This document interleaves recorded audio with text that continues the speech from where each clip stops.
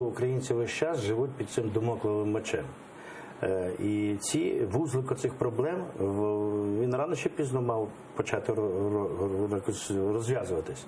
Розв'язалося таким чином. Росія переступила межу за допомогою фальсифікації з цими зеленими чоловічками і так далі. І територія, яка зараз відійшла, і Кримська територія, і Донецька, і Луганська область, частини на тимчасово окуповані, вони якраз і підтверджують цю позицію. Тому то цей страх, він присутній весь час. І він і буде так присутнім, тому що ми Богом маємо подарованого такого сусіда. І жити з цим сусідом нам треба буде далі. Але як з ним жити?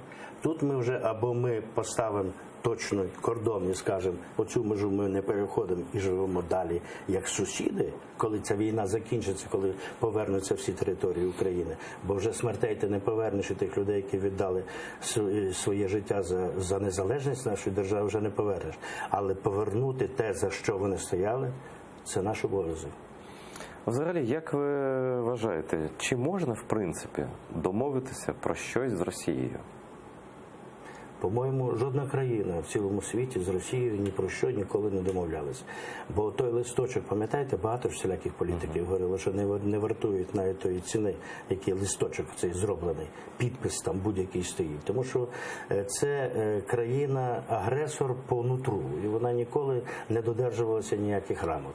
Те, що вони дидактують, знову ж це слова. А поступки якісь, скласти поступки, то ми бачимо, яка це країна і що вона робить.